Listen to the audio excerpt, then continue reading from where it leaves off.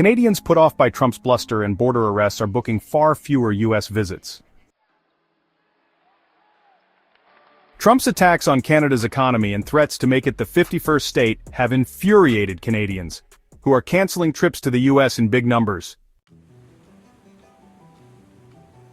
Diana and Rick Bellamy initially planned to take a Caribbean cruise out of Houston before heading to Laurel, Mississippi, to visit the home of one of their favorite HGTV shows, Hometown.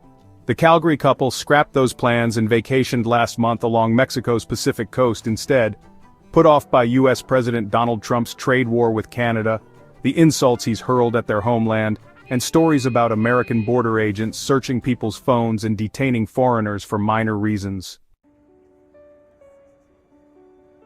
She found it ironic that she felt more comfortable traveling to Mexico than the U.S. Diane Bellamy. VO.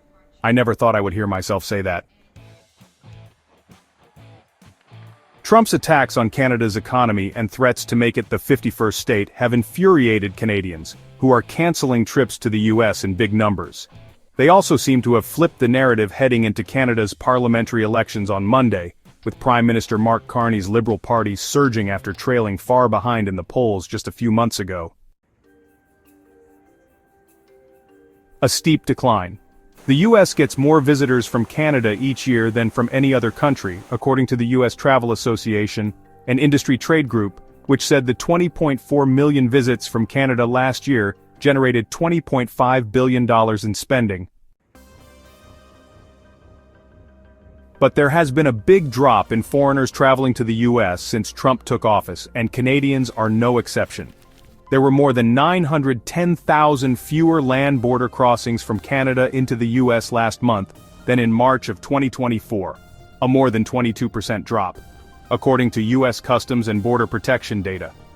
An Air Canada spokesman, meanwhile, said Canada-U.S. flight bookings for April through September are down about 10%. Trump brushed aside the decline in tourism to the United States on Wednesday, saying, "There's a little nationalism there, I guess, perhaps it's not a big deal."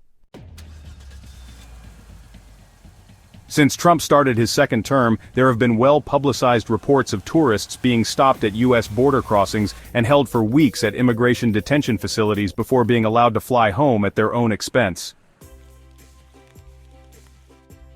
On March 3rd, Canadian Jasmine Mooney, an actor and entrepreneur on a U.S. work visa, was detained by U.S. border agents in San Diego.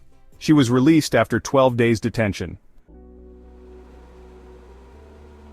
Before Mooney's release, British Columbia Premier David Eby expressed concern, saying, "It certainly reinforces anxiety that many Canadians have about our relationship with the United States right now, and the unpredictability of this administration and its actions." The Canadian Association of University Teachers, which represents faculty and staff at Canadian universities, warned its members against non-essential travel to the United States due to the political landscape under Trump and reports of Canadians encountering difficulties crossing the border.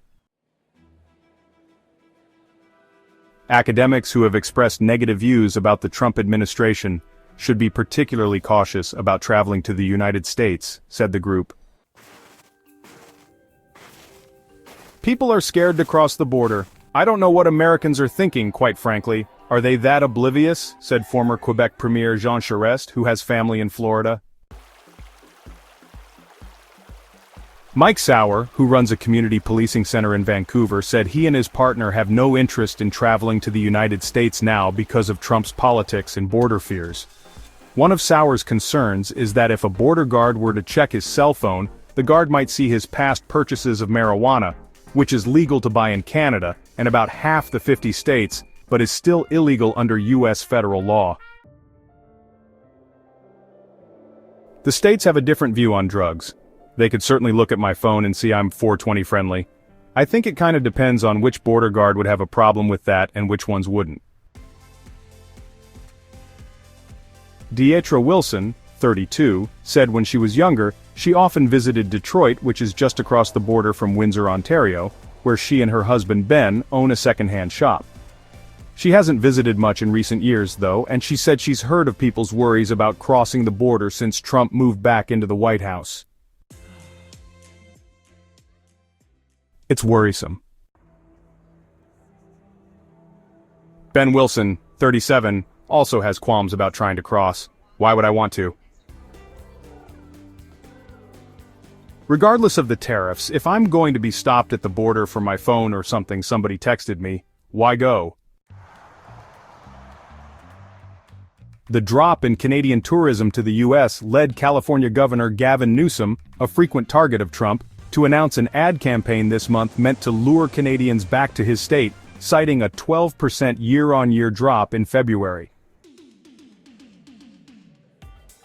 McKenzie McMillan, a consultant with a Vancouver-based travel agency, The Travel Group, said the company's bookings to the U.S. have dried up. We have seen a near-total collapse of U.S. business, probably about a 90% drop since February.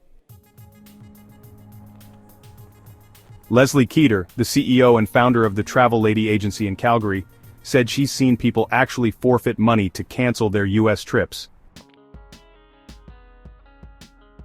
Even if they're going on a Caribbean cruise, they don't want to go down to Fort Lauderdale to get on the cruise ship.